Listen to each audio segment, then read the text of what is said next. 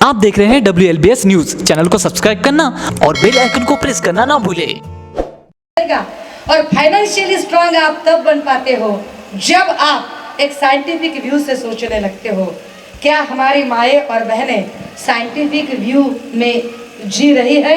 जगराते से बाहर आई है, गरबे से बाहर आई है। जगराता और गरबे से अगर फुर्सत मिले तो जरा साइंटिफिक व्यू पर सोचिए जरूर।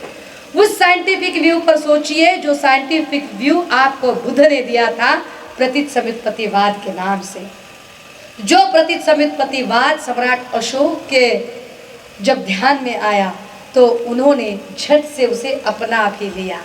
जो प्रतीत समितपतिवाद कहता है कि कोई भी घटना जब घटती है तो वो यकायक नहीं घटती, उसके पीछे कुछ ना कुछ वजह जरूर होती है। कोई भी चीज जब घटती है तो उसके पीछे कारण जरूर है, अचानक कोई चीज नहीं होती। क्या हम कारण समझ सकते हैं? हमें जब कारण समझने की आदत आ जाएगी ना, तब सही मायने में हम भारत की समस्याओं का आकलन कर पाएंगे। जब हमारी समझ में आएगा कि अरे इतने दिनों से तो किसानों का आंदोलन चल रहा था, इतने दिन तो किसानों के आंदोलन को लेकर ये सारे लोग विरोध कर रहे थे। कोई उनको आंदोलनजीवी कह रहा था, कोई उनको खलिस्तानी कह रहा था, कोई उनको और किसी नाम से कह रहा था। और अचानक क्या हो गया कि मोदी जी ने उनकी माफी मांग ली और झट से वो कहने लगे कि हम सारे कानून वापस लेंगे। कारण को समझना चाहिए। जब उसका कारण पता चलेगा ना, तब हम मूवमेंट पर काम कर पाएंगे। क्योंकि हमारा काम सिर्फ रिएक्शनरी मूवमेंट पर हो रहा है, हमारा काम एक्शन प्लान पर नहीं हो रहा है। एक्शन प्लान पर क्यों काम नहीं हो रहा है?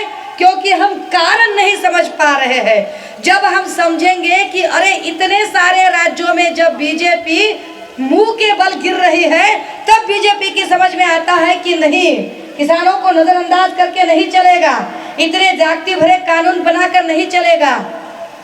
किसानों का आंदोलन उन्हें झुकने पर मजबूर करता है।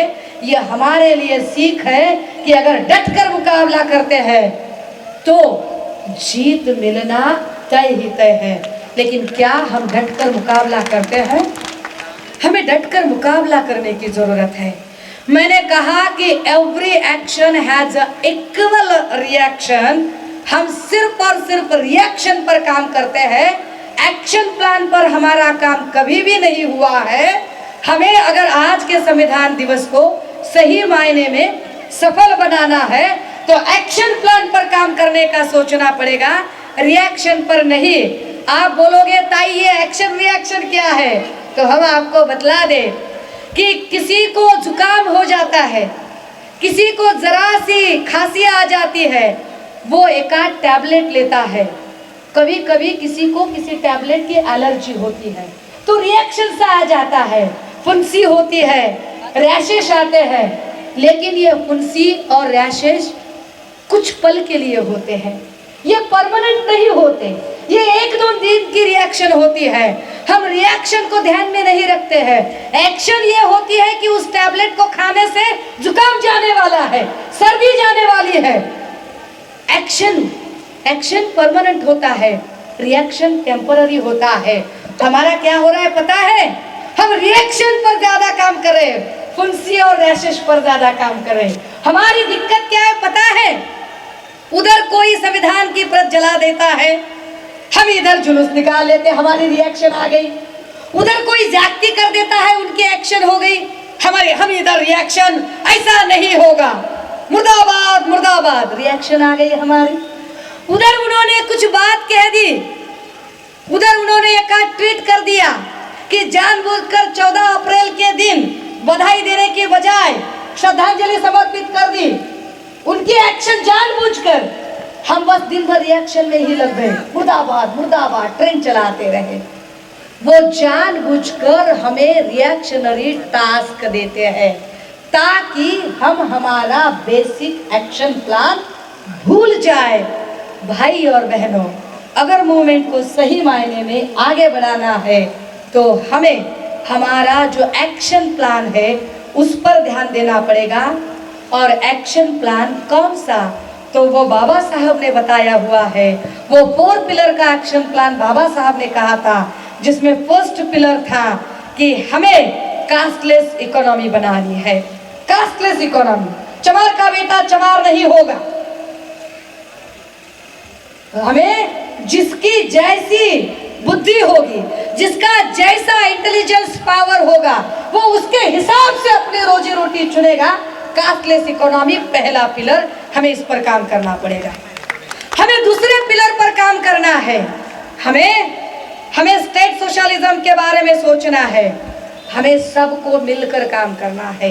आदिवासियों का अलग सा आंदोलन, मुसलमानों का अलग सा आंदोलन, ओबीसीओ का अलग सा आंदोलन, ये बात नहीं चलेगी, बिल्कुल ही नहीं चलेगी। ये कड़ियों से कड़ियां जोड़नी पड़ेगी। टीपू सुल्तान जो काम कर रहे थे, वही तो काम उधर बिरसा मुंडा भी कर रहे थे। कड़ियां जोड़नी पड़ेगी एक दूसरे से। अगर क्रांतिवा ज्योतिबा फुले महिलाओं की पढ़ाई के लिए अपने घर की महिला माँ सावित्री जी को तैयार करते हैं, तो माँ सावित्री जी का हाथ बटोरने के लिए पहले टीचर के तौर पर माँ फातिमा भी शेख उनके साथ आती है। ये कड़ी से कड़ी जोड़नी पड़ेगी। ये कड़ी से कड़ी जब जोड़ेंगे तभी तो आगे चल पाएंगे हम। और एक्शन प्लान के तहत सही मायने में स्टेट सोशलिज्म को लेकर चलेंगे। फिर हमें तीसरा एक्शन प्लान बताया गया है, तीसरा पिलर बताया गया। बाबा साहब तीसरा पिलर बताते समय कहते हैं कि हमें भारत को बुद्धमय करना है। अब ये भारत को बुद्धमय करना यानी क्या होता है? क्या सिर्फ नीले झंडे लगाना यानी बुद्धमय करना है? या सिर्फ ये सफेद माला और सफेद साड़ियां पहना मतलब बुद्धमय है? या सिर्फ और सिर्फ साधु साधु साधु करना बुद्धमय भारत है? ये सिर्फ सिविलाइजेशन है। हम सिविलाइजेशन में अटक गए हैं।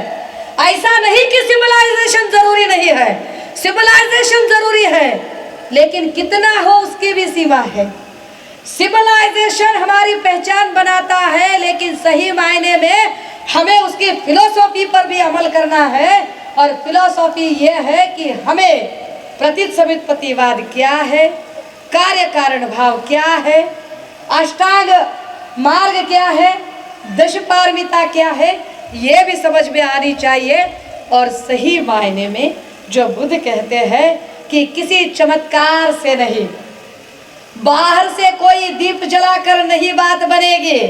ऐसे दीप जलाकर कोरोना भागेगा नहीं, अंदर से भी दीप जलाना पड़ेगा। अत दीप भव के बारे में भी सोचना पड़ेगा, खुद के लिए करना पड़ेगा। आपके लिए बाहर से कोई मसीहा आएगा और आपकी समस्याओं से जूझेगा। अगर आप इस फिराक में हैं तो भ्रम में है। इस भ्रम से जाग जाइए, उठिए। बाहर से कोई आपकी लड़ाई लड़ने के लिए नहीं आएगा है। अगर आपके पेट में बीमारी है तो मैंने दवाई लेकर कुछ नहीं होगा।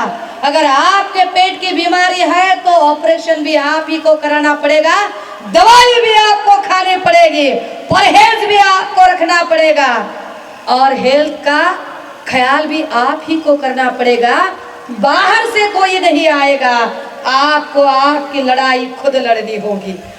ऐसे ही अगर आप वेट करते रहोगे ना, तो जिसको भी आप लीडर बोल के चुनोगे, वो लीडर नहीं, बाद में पता चलेगा अरे हम जिसे लीडर समझ रहे थे ये तो डीलर निकला।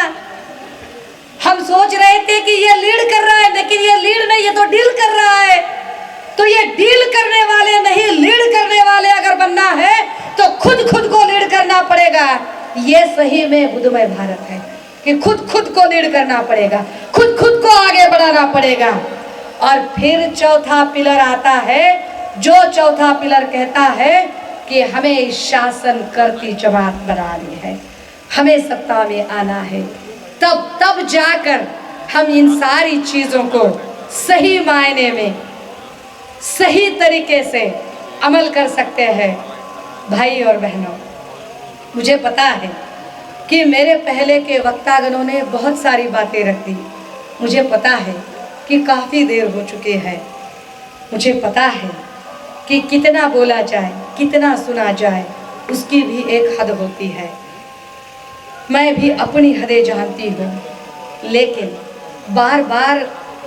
हम बार बार इतना बहुत ज़्यादा पैनिक होकर क्यों बात करते हैं? क्योंकि हमें ऐसे बार बार जब भी हम सोचते हैं तो लगता है कि एक वो मूवमेंट थी जो बाबा साहब के चलते चल रही थी, कि उस मूवमेंट में हर मकाम पर बाबा साहब को कामयाबी मिल रही थी, हर मकाम पर कामयाबी थी। फिर बाबा साहब ने महाड़ का आंदोलन किया हो, कालाराम मंदिर का आंदोलन किया हो, मनुस्मृति का दहन किया हो, धम्म की दीक्षा ली हो या संविधान का लिखान किया हो, हर एक कदम पर बाबा साहब को कामयाबी मिलती है। बाबा साहब के बाद का जो आंदोलन है वो हर कदम पर नाकाम क्यों होता है? तो पता चलता है कि हर कदम पर नाकाम होने की वजह, एक तो उसके एक्सपेरिमेंटल टूल को समझने की बजाय हम इमोशनल टूल पर ज़्यादा अटके हुए हैं। हम पुतलों में और इस रास्ते को नाम दिया जाए, उस पथ को नाम दिया जाए, इसमें ज़्यादा अटके हैं। सोच लीजिए कि किसी राह को बाबा साहब का या महापुरुषों का नाम देने की बजाय उनके विचारों की राह पर चलना, ये अपने आप में बड़ी उपलब्धि है। मुझे लगता है कि ये उपलब्धि आप बहुत अच्छे से समझते होंगे। मुझे लगता है कि आप इन सारी बातों को बहुत अच्छे से आगे जाकर इस पर अमल कर पाएंगे।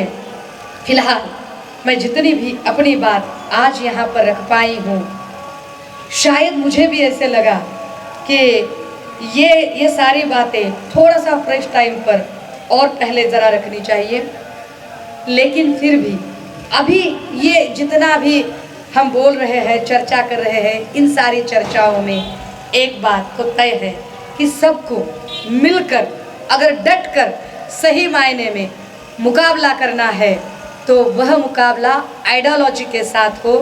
आइडियोलॉजी हमारे पुरखों ने हमें विरासत में दी है। हमारी धरोहर बहुत बहुत बहुत बड़ी, बहुत दिव्य, बहुत ऊंची है। बस ज़रूरत है उस धरोहर को फिर एक बार उसका अभ्यास करने की।